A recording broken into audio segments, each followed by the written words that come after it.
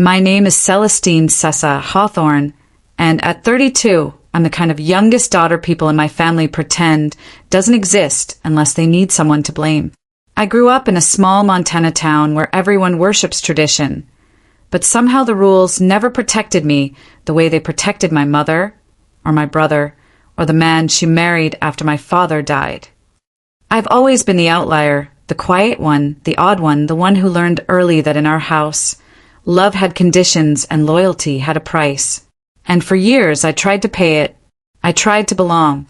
But there's a crack running through my family's history, one I spent my whole adulthood trying not to look at until the night everything shattered. And it all started with the swing of a baseball bat. The first thing I noticed walking through that door was the silence, not the kind of peaceful hush that falls before a blessing. No, this was loaded silence, tight, sweating through the drywall. A party was supposed to sound like something. But this? I could hear the refrigerator humming from the other room. The Family Day banner hung crooked over the fireplace. Mismatched chairs scraped across hardwood floors. Someone had left a half-empty bottle of Coors on the mantel. Someone always did. "You're late," my mother said without turning around. She was slicing brisket like it had personally offended her. I wasn't aware there was a schedule. She didn't respond, didn't even flinch. From the corner, Vigo exhaled a long drag from his cigarette. The smoke curled like a question mark above his head. His old marine ball cap sat too low on his brow. "Still dressing like you work at a funeral home, huh?" he muttered. "Still drinking like you think you earned it." His eyes lifted, locked. That was my mistake. A chair creaked. A screen door slapped. Outside, neighbors laughed and drank under string lights. Inside, I counted the steps between me and the hallway. 8. "You always come back just long enough to cause problems," he said. "Just long enough to remind us you're better." "Better than what?" I asked. "The family that faked my father's legacy into a pile of barbecue debt." "Careful," my mother snapped, still slicing. "It's Family Day." "Then maybe don't threaten the only one who brought dessert." The silence snapped like dry bone. Vigo stood. "You know what your problem is, girl? You think survival is rebellion." "No," I said, voice razor thin. "I think rebellion is the only reason I survived." The garage was hotter than the kitchen. Smelled like gasoline and wet rope. Tools hung on pegboards. A single bulb buzzed overhead. He followed me in. I didn't invite it. "You always needed a reminder," he said, reaching behind a shelf. I backed up, breath shallow. "Don't." He turned around, holding it, Louisville Slugger, with splintering near the grip. The same bat he used to discipline the dog. The same bat he cleaned after. "You're not going to hit me," I said, but I wasn't sure. He grinned like rusted hinges. "A man protects his house." "This isn't your house." Wrong thing to say. The bat swung, a blur of wood and rage. Pain cracked through my ribs, like a fire alarm going off in bone. When I came to, I was on the floor. Concrete. Cold. Metallic taste in my mouth. Blood? I wasn't sure. Mom stood at the doorway, face pale, hands shaking, but not from fear for him. "What did you do?" she whispered. "She slipped," Vigo said. She hesitated. Just a second. That second where a mother should move. "She slipped," she repeated. Then louder, like practicing for someone else to hear. "It was an accident. Family Day got out of hand. You know how emotional she gets." My ears rang. My vision swam. I looked up at her and asked the only thing that mattered. "Did you see him swing?" Her lips pressed tight. "Family first," she said. I laughed. Short. Hollow. "That wasn't an accident," I said. And she turned. Walked away. It took everything to crawl outside. The air hit my face like ice. My keys were still in my coat. My coat was still in the hall. Someone laughed in the distance. Fireworks crackled. Blood ran warm down my side. I kept walking. past the cars, past the swing set, past the life that wasn't mine anymore. He hit me with a baseball bat, and they're pretending it was my fault. The road curved like a question I didn't want to answer. Blood dried against my ribs. The rental car's engine sputtered up the hill like it was begging to be left behind. I didn't call 911. I didn't go to the hospital. I didn't tell anyone. Because in Missoula, word travels faster than help. And help always comes too late. The cabin was buried in the tree line off Ridgeview Road. No neighbors. No traffic. Just moss, dirt, pine, and secrets. I parked crooked, killed the engine, and waited. Nothing but wind. Still, I checked the rearview mirror 4 times. The lock stuck, but I still had the spare key Dad hid behind the gutter in '08. Inside, the air was sharp with mildew and mothballs. I pulled the blinds tight and went straight to the back room. Hard drive, safe box, old file folders. I hooked up the drive to my laptop and prayed it still spun. Whirring. A screen blinked. And there it was. Vault_30. 2.zip. Password protected. 3 tries.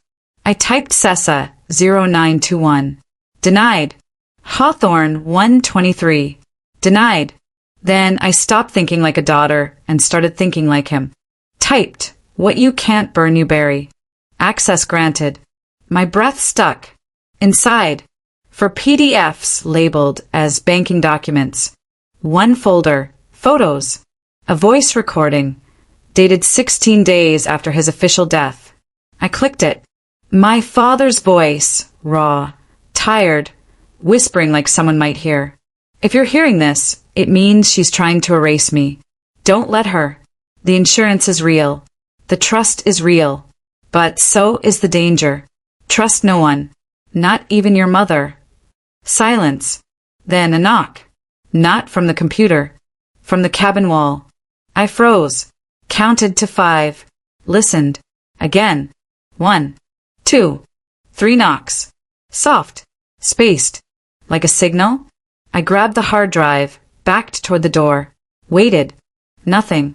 Maybe the pipes. Maybe not. I slid my phone from my coat. No service. Figures. Pulled up the documents. One stood out. Power of attorney, Celestine Hawthorne. Signed. Notarized. 3 months ago. I never signed this. It gave my mother full rights to liquidate every remaining asset in my trust. Everything. The document was flawless. Even the signature. Except it wasn't mine. I took handwriting courses at Quantico. I knew how to fake a curve. This wasn't a copy. It was a forgery. Somewhere between my last birthday and today, my mother stole my name.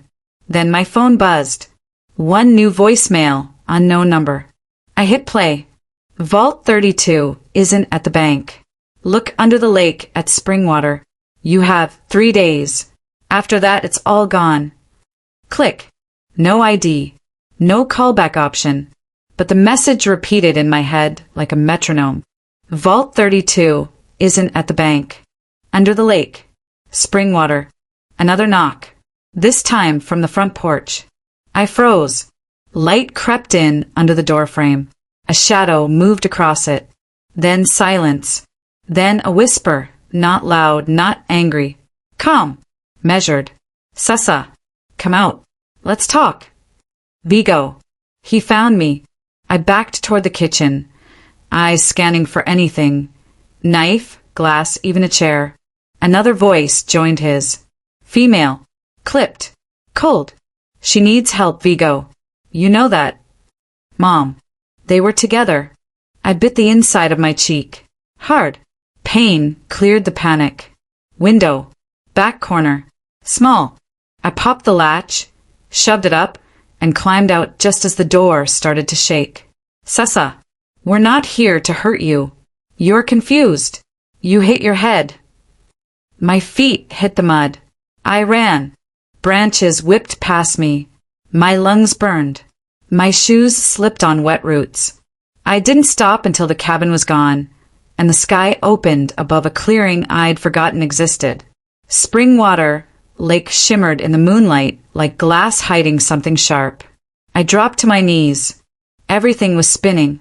If they found the file, they'd destroy it. If they found me, they'd do worse. My body ached. My mind raced. And my phone lit up again. Talia missed call 2. Voicemail 1. I played it. Her voice was trembling. Sessa, I don't know what's happening, but your mom filed papers. At the hospital. She's declaring you unstable. Claims you attacked her. There's a court date. They're saying you need to be committed. The trees swayed like they heard it too. I checked the time. 11:47 p.m. Cold air slid down my spine. Everything I had, my name, my history, my credibility, was now in their hands. If I didn't act fast, I wouldn't just lose the money. I'd lose my identity. My freedom. Idebanish. My father didn't die. He disappeared. To protect me. Rain hit the windshield like static. The wipers screamed across glass. I drove without headlights, hugging the shadows. I'd cut across the edge of town, avoiding every main road. If I saw blue lights, I'd floor into a ditch. You don't outrun accusations, but you can vanish before they stick. Talia met me 2 blocks from the old courthouse. She handed me a cap, a nurse's jacket, and that look she always gave me before something blew up. This is stupid, she whispered. You know that, right? I zipped the jacket. All the smartest things I've done were also stupid. Inside, the place reeked of pine sol and old power. The kind of building that still believed in secrets filed in manila folders. I flashed the old badge from my college internship. The clerk didn't even glance twice. Bureaucracy loves routine. 3rd floor. Records room. Code 7A. The file was where my father said it would be. Back cabinet. Top drawer. Locked, but the latch had rusted out. Inside. Legal documents. 2 sealed envelopes. 1 photograph in a clear sleeve. I slid it out slowly. A man stood across the street from a playground. Hat down. Jacket stiff. Face turned but familiar. Sharp jaw. Left-handed. Holding a coin in one palm. It was him. My father. Not 16 years ago. 2 months ago. Written in black ink across the photo. He's alive. And he's watching. Something shifted behind me. Footsteps? No. I held my breath. Nothing. Then the second envelope. Inside, a handwritten letter. Not to me. To Dean Whitaker, Dad's ex-lawyer. The handwriting was rushed. Slanted. But it was his. It was his. If anything happens to me, check the Springwater deeds. There's a clause. Hidden in the original trust. They don't know about it. Yet. My hands shook. I scanned it again. There was another will. Filed but never enacted. My mother must have buried it. I turned too fast. Knocked over a cup of pens. They scattered like teeth. I bent to grab them. From the far end of the hall, voices. Low. Muffled. The records, breach female, check the files. They knew. I grabbed everything, stuffed it into my coat and ran. Cut through the stairwell. Down to the ground floor. Out the service exit. Into the alley. The rain had stopped, but the tension hadn't. Talia's car was gone. I didn't blame her. I ran 4 blocks through the back of a laundromat, cut through the side of an elementary school, and ducked into a gas station restroom. The mirror was cracked. The room smelled like bleach and forgotten people. My face looked like someone else's. I don't even recognize myself anymore, I whispered. Then my phone buzzed. Unknown caller, 1 new message. Vault 32. Midnight. Come alone. Attached. GPS coordinates. Middle of nowhere. Edge of Springwater Forest. No name. Just a pin. I stared at it. 1 choice. 1 shot. If it was a trap, I was already half dead. If it wasn't, Ivaita till 11:45. Drove out in a borrowed car. No lights. No music. No phone signal. At exactly 12:03 a.m., I reached the location. Old woodshed. hidden by brush. Door ajar. I stepped inside, flashlight in one hand, taser in the other. Dust, ropes, cold air, and then, a breath behind me. I spun around. A man stood by the back wall. Coat heavy, beard grayer than I remembered. Same jaw, same left-handed twitch. Don't scream, he said. I won't. Don't ask questions. I stayed silent. He stepped forward, pulled out a pocket knife, carved something into the wooden beam beside him. Just one word. Lie. What? He pointed up. To the rafter above. A metal lockbox was nailed into the beam, painted to blend in. He opened it with a key from around his neck. Inside, a thumb drive, a small leather notebook, a torn photograph of me at 16 with a red X drawn over my chest. My stomach dropped. He looked me in the eyes. I had to let you go to protect you, but they weren't going to stop. Not after what I found. What did you find? He held up the notebook. Pages of transactions, payments, fake companies, all of it built on your trust fund. They tried to kill me when I confronted them. Now they're going to erase you too. Silence. Wind. Then. They made me disappear, but I never stopped watching you. Dad led me through the trees like he'd memorized every root and shadow. His steps were fast, decisive, the opposite of the ghost I'd imagined for 16 years. I followed, ribs throbbing, lungs burning. Where are we going? I whispered. He didn't look back. Somewhere no one was supposed to find. The forest opened to a slab of concrete covered in moss, half swallowed by earth. A rusted steel door. No markings. No path. A former nuclear shelter. One of the old Cold War vaults Montana scattered like forgotten threats. Dad pressed his shoulder into the metal and shoved. The hinges screamed. Inside smelled like old metal and regret. He flicked on a lantern. Light carved out a small bunker. 2 bunks, a table, crates of canned food, and a filing cabinet that looked too clean to belong to this grave. You've been living here? I asked. Surviving, he corrected. There's a difference. He pulled the leather notebook from his coat. The same one from the woodshed. The same one with my picture marked with an X. I stared at it. Why would you carry that? Because it was a warning, he said. Someone sent it to me before the attempt. Attempt?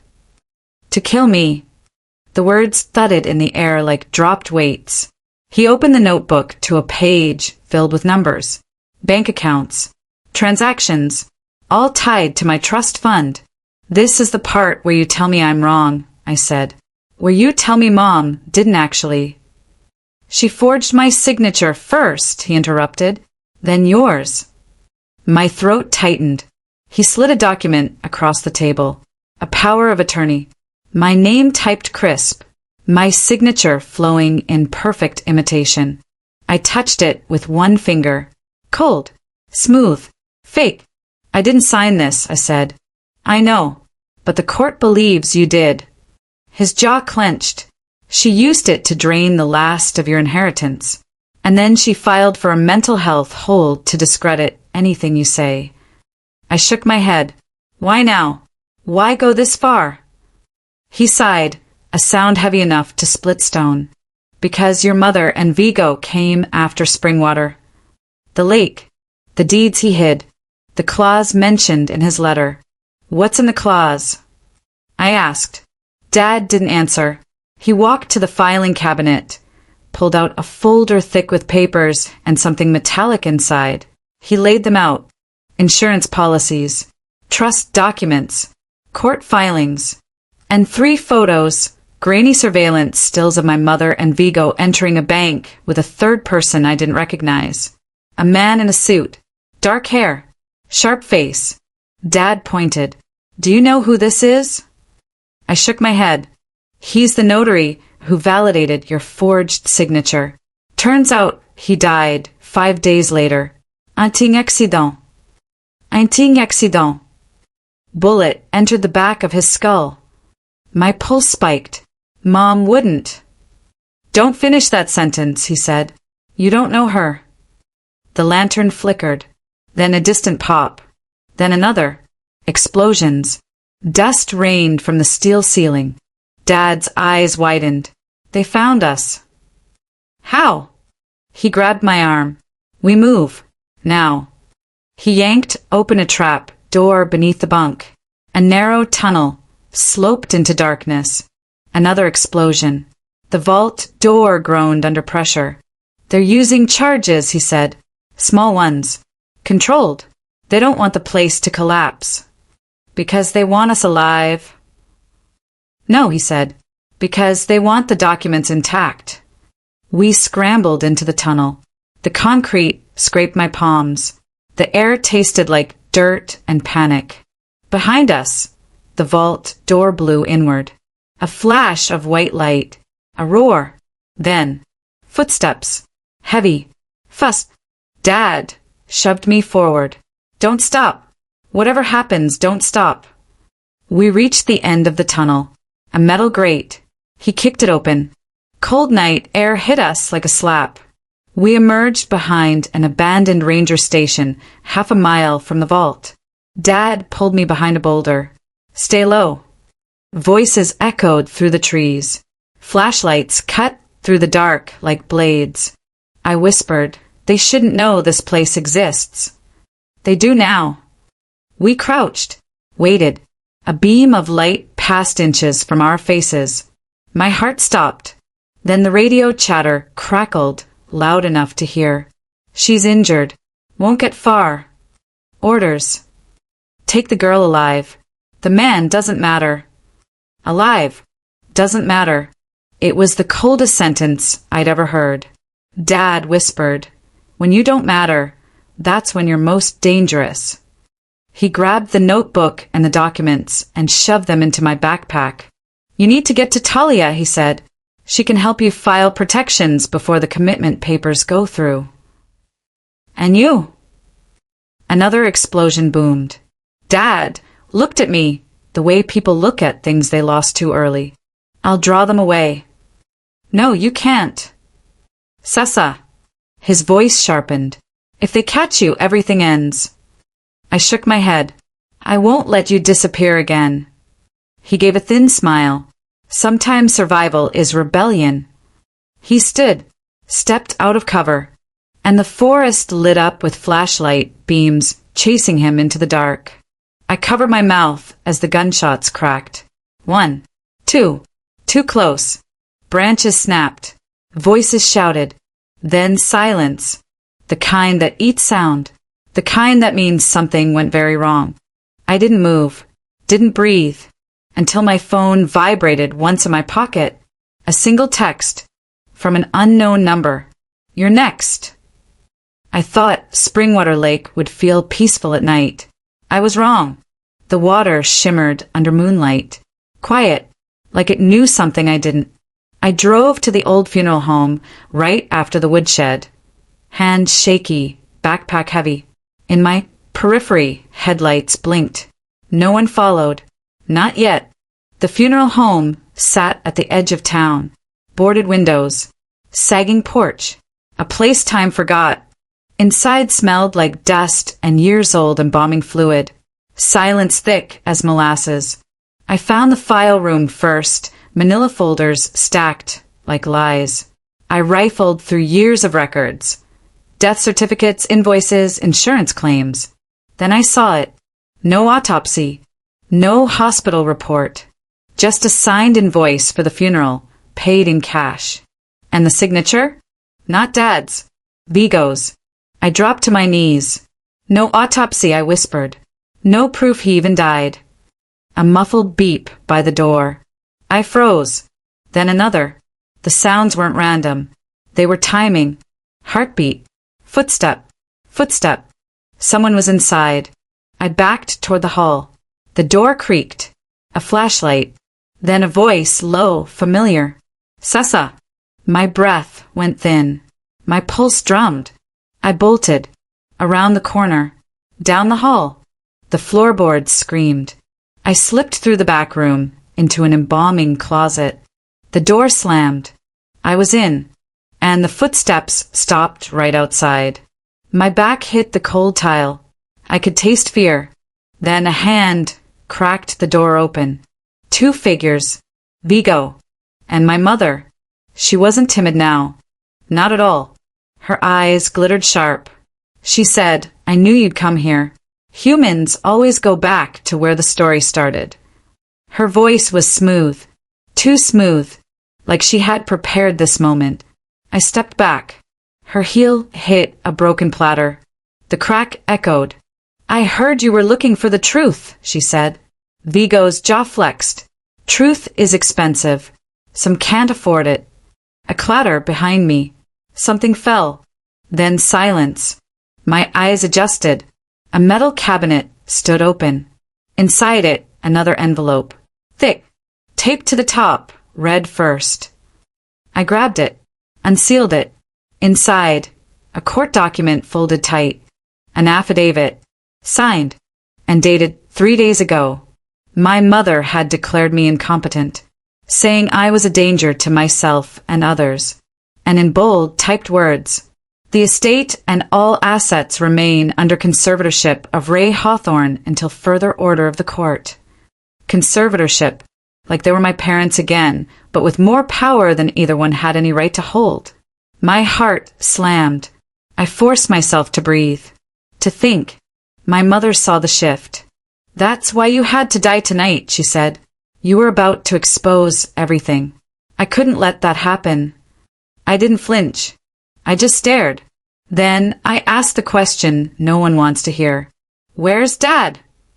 Mom blinked. Just once. That split second was all I needed. I turned. Ran. Through the funeral home. Past the stained glass window. Shards of color bleeding across the floor, like broken intentions. Vigo reached the door first. He wasn't faster. Just closer. He blocked my exit. His hand tightened on the jamb. "I'd stay if I were you," he said. His voice was equal parts menace and boredom. I assessed him fast. No guipon. Just confidence. False confidence. I feinted left. Swung right. His shoulder bumped into the wall. I ducked. Out the back exit. Outside. Cold night air hit my face like truth. Then I heard it. A growl. Low. From the bushes. I froze. Something big. A dog? No. Something heavier. Then it stepped out. Not an animal. A person. Tall. Soaked from rain. Boots muddy. Flashlight pointed right at me. Then another voice. "Drop it. Drop everything." I turned. Held the envelope like life itself. The man stepped closer. Boots crunching broken glass. And then I recognized the face. It was never just a party folder, it was a trap. I stepped into the courtroom like a ghost, brushing past its own funeral. Cameras crowded the entrance. Phones flashing like distant lightning. Restless, untrusting, hungry. Vigo and Mom sat at the defense table with blank faces. The kind that know they're cornered, but act like it's someone else's fault. 2 days ago, I was running through the woods. Tonight, I stood here in a crisp blazer, ankle monitor barely hidden beneath my pant leg. A judge's gavel struck like a heartbeat. The trial began. Prosecutor Lasky didn't waste breath. "Your Honor, this is not a bitter daughter's vendetta. This is documented fraud. This is attempted murder. This is forgery and conspiracy." They called witnesses. Talia first. Her voice was firm. "Sometimes the only way out is through the chaos." She described the night I fled the house. The bat. The fake injuries. My mother's calm dismissal. Next, forensic evidence. Bank transfers. Power of attorney signed with a forgery expert called to testify. Mom's lawyer tried to pivot. "She's unstable," he said. "She has history. We ask the court to see this as a psychological matter." But then the live stream showed up, that raw footage from the funeral home. Unedited. Uncut.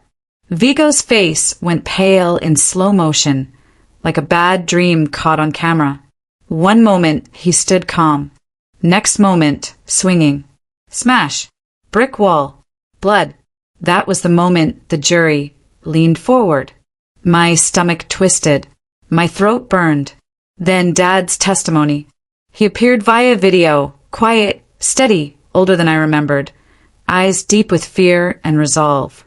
I faked my death, he said, but what they did to my daughter nearly cost her life.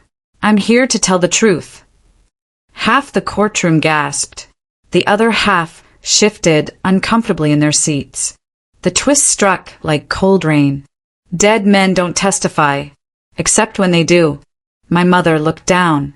Her lips trembled. Vigo stared straight ahead, jaw locked. Then came the defense's last card, a motion that almost stopped everyone's breath. One juror had received a large sum of money from a shell corporation connected to the estate accounts. A bribe. For a moment, the whole case teetered. I felt myself slip. But just when it threatened to collapse, Dean Whitaker stood. He presented a clause hidden deep in the original trust, a protection Dad set up years ago. If fraud or violence is proven, all assets automatically revert to the beneficiary. No conservatorship, no mi del man. Translation: everything my mother and Vigo stole belonged to me again. The court clerk read the clause aloud. Silence filled the room like thick fog. The bribe allegation was real, but Dean had already subpoenaed the bank records, confirming the jurors' payment came from a different source. A dead end, unconnected to this case. Everything pivoted in a blink.